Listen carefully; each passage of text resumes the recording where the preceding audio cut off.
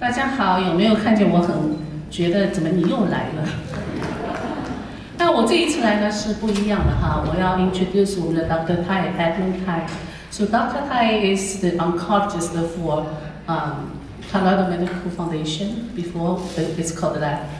To me, he's my idol. But now today is different. He's not only my idol. The level of administration is increased. Look at the title. Cancer is an equal opportunity disease. What we're going to talk about is, can doctor be a cancer survivor? When we talk about cancer, we always say risk, death rate. But Dr. Tai gave it an opportunity, this word. So I think it's so different. A doctor with cancer and talking about opportunities.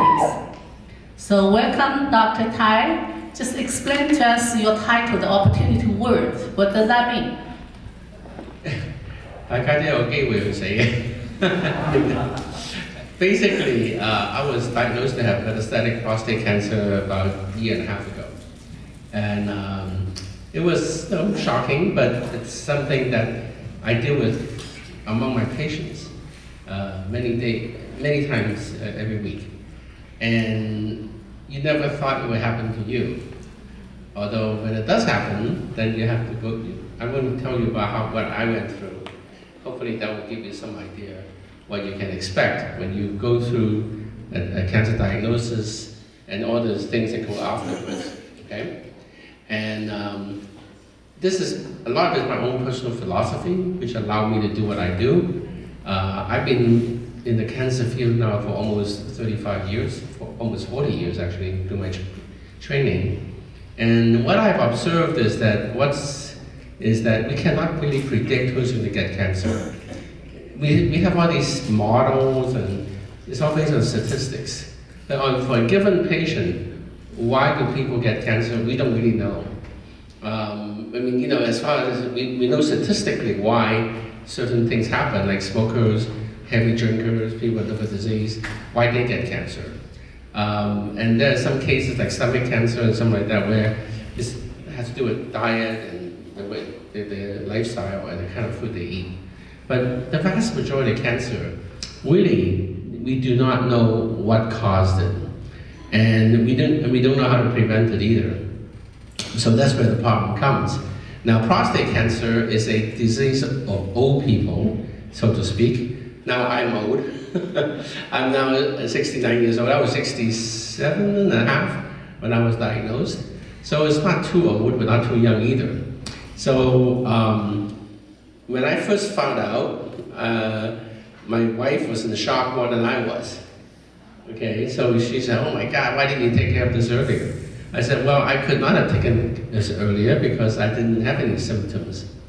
You know, I had trouble urinating, and that's what led to the investigation, and that's what led to the biopsy, and so on. So, and of course, modern science have changed the way we do things. I did a PSMA PET scan, which is not available even a few years ago on a routine basis. Now we do it routinely on newly diagnosed prostate cancer patients. Because we want to know right at the beginning, are we dealing with metastatic disease or not? Because if it's not, then you can do local surgery. But if it is positive, then you have to start treating for the whole body. Unfortunately, I have metastatic disease. It's spread to the bones and the lymph nodes all over my body. And although I don't have much symptoms, I don't have any pain. I haven't lost much weight. I eat too much anyway. But then I lost a few pounds, but not too much. I thought it was due to my Ozempic that I take from my diabetes, but it's probably more than that. Anyway, so the first week was like a whirlwind. And they did a biopsy, they set me up for the scan, we were waiting for the biopsy to come back, and I was scared, honestly. Am I going to survive the next 6 months, next year? I don't know, right? And I don't know what I'm dealing with. You know, some prostate cancers are pretty easy to treat, other ones are not. And I'm just praying that I am the one that's easy to treat. So fortunately, I have the one that is the common one. So they put me, but then the next bad news was that the scan showed I had disease everywhere. So what that tells me is that right on the get-go, I know what the score is because I do deal with this on a daily basis. I talk to my patients about this. When you have metastatic disease, there's a fairly good chance that you may die from it. And we look at the statistics, it looks not so great. You know, the chance of dying of prostate cancer that's metastatic is like 30–40% in the next 5 years. So, but then I also remember, hey, many of my patients I've been taking care of, they've been having the same thing for 15 years. So maybe I can be as lucky as they are. I don't know, okay? I cannot guess, because if I guess, I'm probably going to be wrong. So I have to think through, you know, I don't think about the past, because who cares what I think about the past? It's already occurred. You have to think about what comes up. So the first thing is, do I need to stop working? Because I don't have any real symptoms. I mean, I don't even feel tired, particularly, except for the urination thing. But other than that, I was able to sleep through the night. I don't have any pain. I'm not losing weight, particularly. Anyway, so then when the news came that I had metastatic disease, they said, well, no surgery, no radiation, it's going to be hormone treatment. So I was started on hormone treatment right away, and I had no problem with that because that's what I would do if it was my patients. I would do the same treatment. So it's kind of funny now that when I see my patients, we compare notes. How do you feel? We're on the same treatment, you know? So that way, it's reassuring to me that they were coping okay. So I figured if they can do okay, then I can do okay. So anyway, I started on treatment. The one thing I noticed right away was that, you know, I get really tired. And that's why I have to retire next year, because I'm not like I used to be. I used to go to work a full day and do things at night. Now, forget it. I mean, I'm done by the afternoon. But it's okay. That's part of life. You know, life moves on. And so the diagnosis, a lot of it is at night, when you're alone, and you have only you and yourself, and you're looking, thinking. The first 3 nights I know when I had cancer, I could not sleep. But then I gradually realized that, well, maybe life is not over yet. I still can contribute. There are things that I can do, there are things I want to do, and that's important, okay? So, and I talked to my wife. She just said, I want you to be here for as long as possible to take care of her. So I said, okay, that's fine. We'll try the best we can. I can't guarantee anything. But anyway, so the treatment was started, and it did affect me right away. Within 2 months, I was really tired. But I found out that I can still work from 9 to 1 without any trouble. I could take a nap at 1 o'clock. Then I go back to work for two more hours. And then by 3 or 4 o'clock, I have to stop. Because by 3 or 4 o'clock, I feel like an old man. Now I know what my patients feel like. I have the hot flashes like the women do with breast cancer. I have diffuse body pain, in my muscles, in my joints. But they're not overwhelming, but they're unpleasant. Okay? And then after I rest a little bit, I'm okay again. So that tells me that I do have some control of my life. I'm not totally at the mercy of the cancer, and that's very important because it allows you to able to decide what you can do and not do. So I'm officially decided to retire next year. Actually, it was already delayed because my replacement is on maternity leave, and so I had to wait for her to come back before I can quit. But anyway, I think that, but I found out that I'm still actually able to work. And I have a lot more empathy about side effects, although none of these side effects is unknown to me. I know I'm going to have these side effects. And the question is, do you do it despite the side effects? And that's what I decided, that's what I want to do. I don't want to just lay down and wait to die. Okay, that's not me. And I think it's very important how a person deals with cancer. You accept it, and then you have to decide what to do with your life. Because sometimes, you know, if it's some bad cancers, you may not survive 6 to 12 months. But this one, I'm probably going to be around for a few more years. But then, I'm not going to sit around for a few more years waiting to die. So I want to do things. You know, I want to watch my granddaughter grow up. I want to play with her. I want to go do some traveling. I want to be with family. But also, I still want to contribute to my profession. I still want to work because I find that I'm still effective. And so it would be a waste if I don't do anything. And I think that's very important that you develop a sense of worth, you know, and that should never leave you. So whether you have cancer or not, people need to develop a sense of that the reason for them to exist is that it helps other people, and it would certainly help yourself to think that way. And also, you know, the influence that you have goes far beyond yourself. That's what I learned. And that's why I've been counseling my patients all along. And now that it's my turn, I feel the same way. One thing is that, you know, in the Asian culture, the Chinese in particular, there's a lot of reluctance to talk about things. People think that if you talk about bad things, then bad things will happen. Well, sometimes bad things happen whether you talk about it or not. My sister-in-law, who was only 60 years old, she died of lung cancer. You know, she never smoked, and she was a very ultra healthy and ultra careful individual, but she's the first one to go. So that tells you that you don't have to be somebody special to get lung cancer or any cancer. You can be a CEO of a company. You could be a homeless person. You both can get cancer.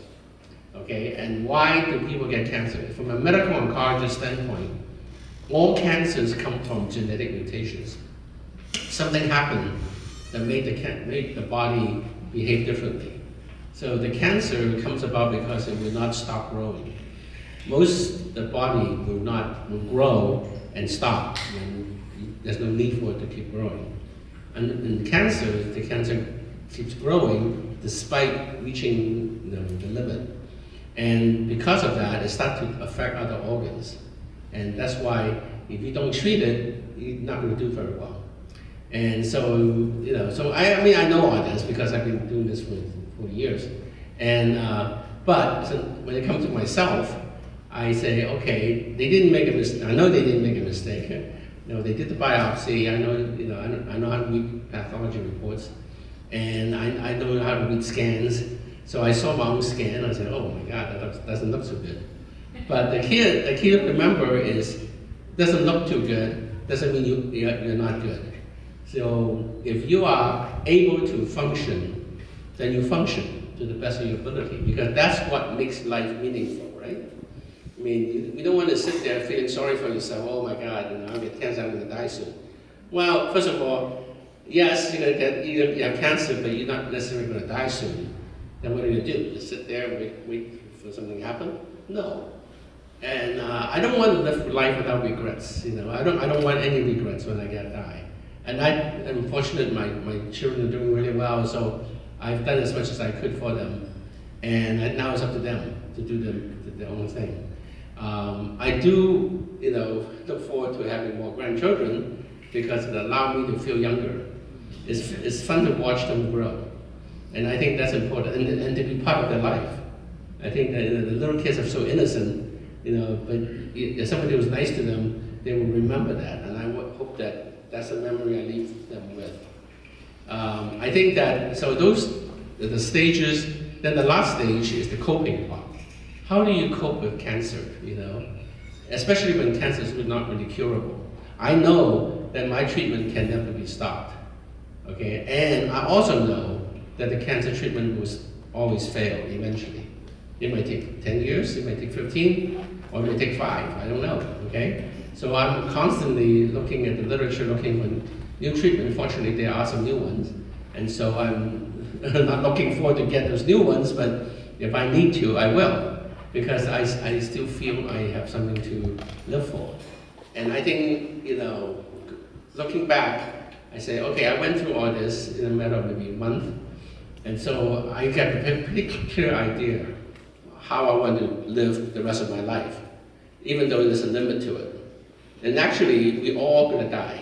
It doesn't matter how long and how. And I see patients who are 95 years old, and who look better than some of my patients that are 75 years old. Okay, sometimes I look and I say, my God, this guy is 75. He's only a little bit older than I am. He looks horrible. And a lot of it's because many patients give up and they don't feel like there's any hope in this world. And they just, living along and trying to survive. I mean, I think if that's the attitude, that's not much we can do, I think many people actually have something to look forward to, and it's important to help people identify what makes them tick, so to speak.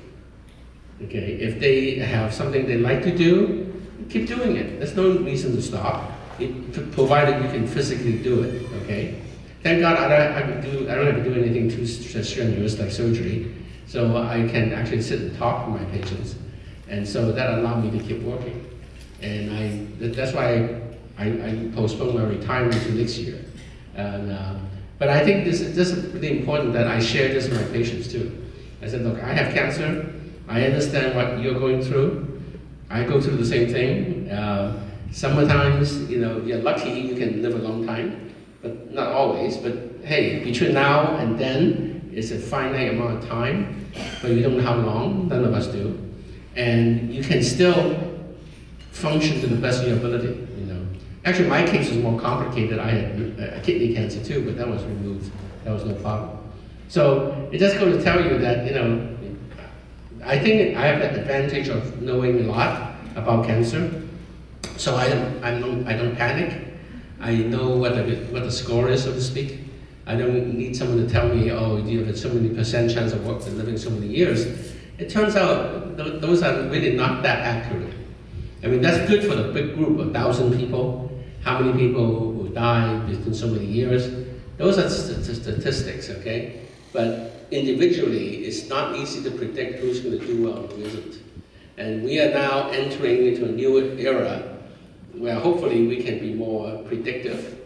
But then it doesn't matter whether you predict or not. The question really is, do we have treatment to deal with things as they come?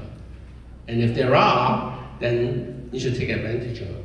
Now, what I have trouble with dealing with Asian patients is that many of them don't have the scientific background.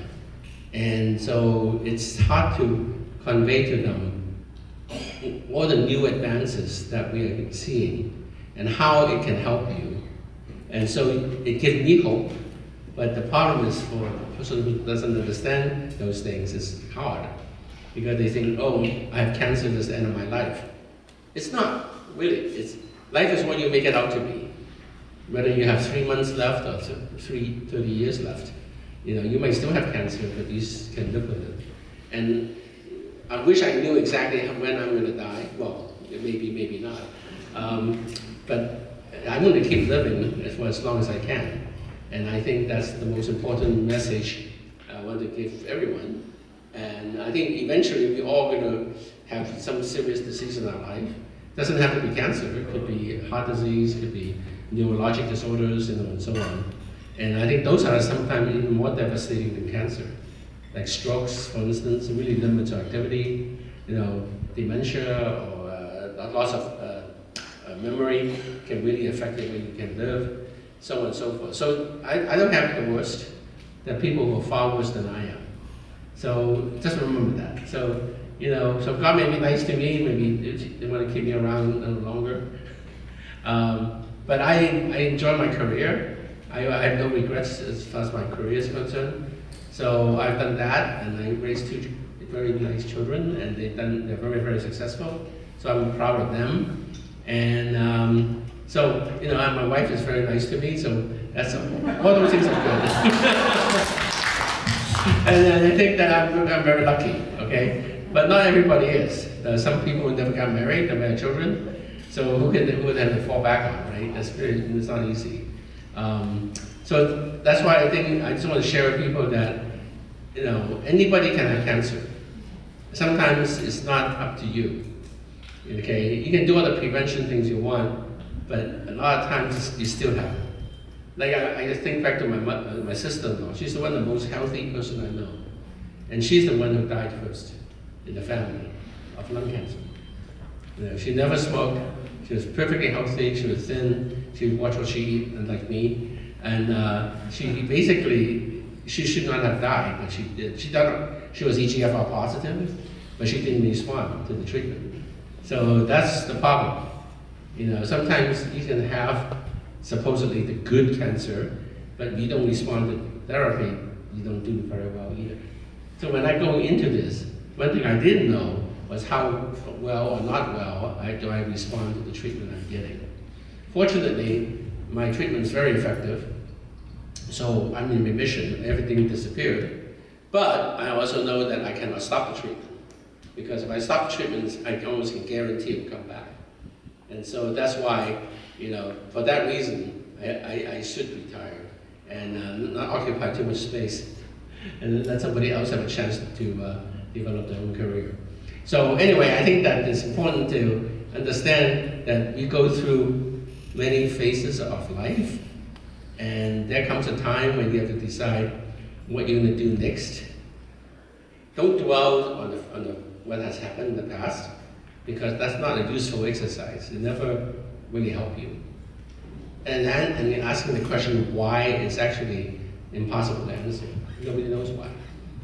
Okay. So anyway, I wish everybody live a long and happy, prosperous life, and I wish anybody could be as lucky as I am, but I have no regrets, and that's the most important thing. Live your life with no regrets. Thank you. Thank you so much.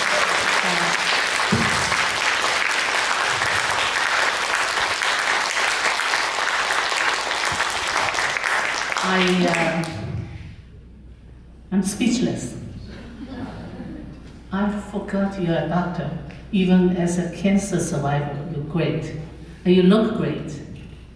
And I think now, let's go back to the equal opportunity part. So we don't put equal risk. That is true, equal risk, but for the opportunity part, I think you take it as a little stop in your life and think about what you are going to do positively. Yeah, so many people asked if you have advantages as a doctor when you go out looking for treatment. Say you get examinations sooner, and you get medication better. Is it true? Depends on the cancer. Like I now do a lot of blood cancers. Okay, so most blood cancers have a very long incubation period. You don't even know you have. You don't have any symptoms. And so until somebody did a blood test and say, oh, something's wrong, then you pursue it, then you find out you have that. So, and for those, as far as I know, there's no real prevention for blood cancers like leukemia or myeloma, lymphoma. We don't even know why people get those things, but they do. There's no family history in most cases. And sometimes people do really, really well, and sometimes do really, really bad. And we cannot tell why.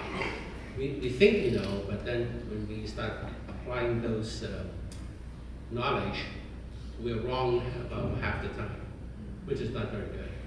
So, you know, so someone who have very bad risk factors, multiple risk factors, okay, you would think, oh, this person would not do well.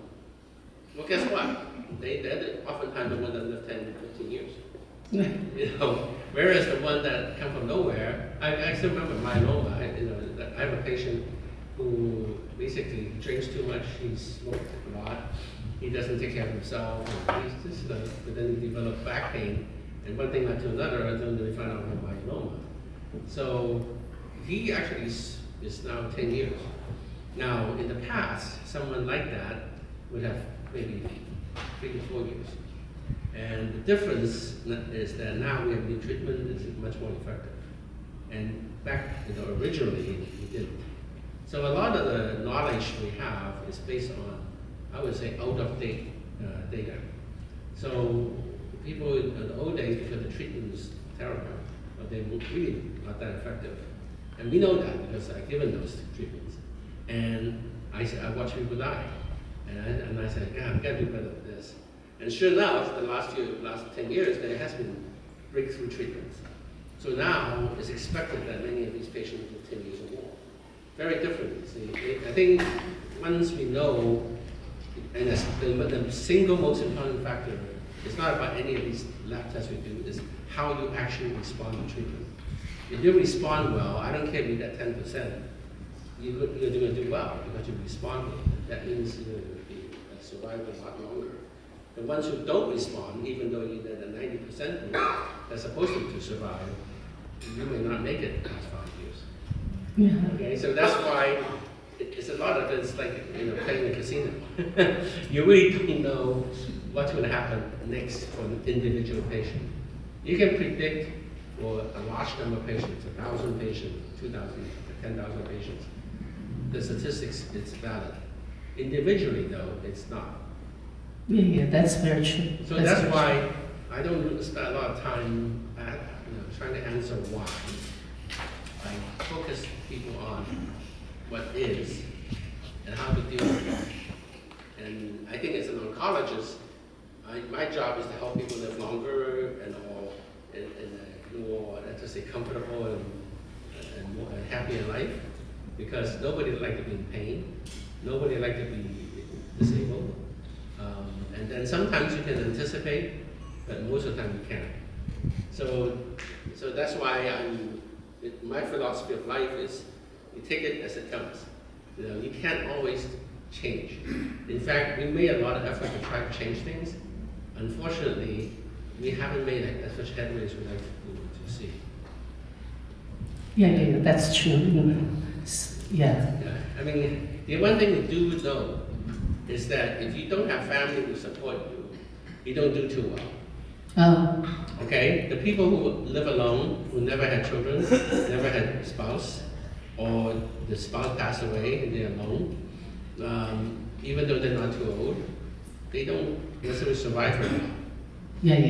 And also I think organizations like New Hope, that plays a major role in my case at least. I was diagnosed first 26 some years ago, and then came back 6 years ago. The doctor told me, late stage like you probably have 6 months or something, but I don't believe it. Now 6 years passed, and I still spend a lot of time in doing volunteer with New Hope. I think New Hope is an organization that, in order to help cancer patients, we have a lot of volunteers. Many of us are just like us. To me, when people say, oh, you're great, you're brave, it's actually not. I'm not brave because, as we say, I don't know what to do. But the only thing left is brave. Just pretend brave. And also, occupying your time, like Dr. Tai, is very important. To do something that you think it's possible, to do something that makes you feel you're needed in this world.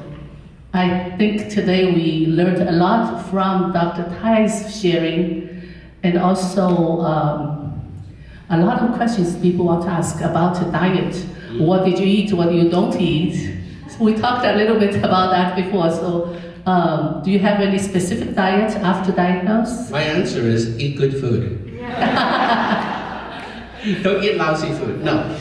Diet is highly overrated in terms of how it affects development of cancer. There are certain cancers where there is some correlation. The vast majority of cancer, there's no correlation. Okay, like colon cancer, maybe there's a high-fat diet increase the risk of colon cancer. We're seeing that across Asia as the country like China, Taiwan, Korea, Japan, they get richer, they eat a higher fat diet, you see more colorectal cancer. In the US, we're seeing colorectal cancer in younger patients. Now we're starting screening at 45 instead of 50. Now, is that due to diet? We still couldn't pinpoint it. Okay, because many of these patients who develop cancer early live a normal life, and they don't abuse the body, they don't, they're not overweight, they don't eat excessive amount of fat. So we don't really know why they have cancer, but they do. I mean, I've seen 25-year-old patients with colon cancer. It's not very common, but it happens. So I think that, as much as we'd like to intervene, to find things, it's just as important to have effective treatment when they do have it. Okay, because that's to the individual patient one of the most important things. I think that the screening things are far from, as I say, it's okay, but we should be able to do better. And I think we can. As time goes on, there will be more and more testing on the genetic level, that can predict better how someone's going to deal with cancer. Okay, like for instance, I'm involved in a clinical trial called the Grail study. And what they do is looking for circulating DNA in your blood. Okay, and you have to have no cancer history, and then you do the test. Now the test for like almost 30, 40 different kinds of cancer. And if you test positive, then we walk you up to look for that cancer. Now, the statistics are that about, I would say, 5% to 10% patients test positive. Okay, but only half of them you find cancer. So what do you do then? Okay, if you have cancer, of course you treat it. But if you don't have cancer, but the test is positive, what do? I happen to believe that circulating tumor DNA truly reflects the presence of some bad things. The problem is we don't know when those bad things will happen in a clinical level. Like, I have a woman who tested positive for breast cancer, but we tested her up and down and we couldn't find anything. And she was in the 50s. So I said, well, look, we can't do anything beyond repeating the test, perhaps. But, we don't even know, should we repeat the same test year after year? Right now, this is not an FDA-approved test, so it's very expensive. Okay, so it's not realistic, And I think that, but I have a patient who is 70 years old, and he used to be a law school dean, and he was found out cholangiocarcinoma, and within a week, he developed jaundice. And we did a scan, he had cancer and mass in his liver, and he died within 6 months. And he did not respond to any treatment. So it's kind of like, okay, so did that test help him? Not necessarily, because he probably would have developed the symptoms anyway. So that's why these kind of things are very complex. How do you test everyone with this who are asymptomatic? Or do you only test certain people? But then if you say you're going to test only certain people, then you have to have a scientific reason. Yeah, why are you only picking those patients to be tested? Yeah, it's just like the lung cancer speech you just said. I know he's showing me time is over. I can't see how many minutes. No, you don't. We allowed too little time for you. Okay. What is this about? I can't see. You're in the dark. We have 1 minute. Pull the hook. I'm out. Time out. Okay. Thank you very much. Thank you so much.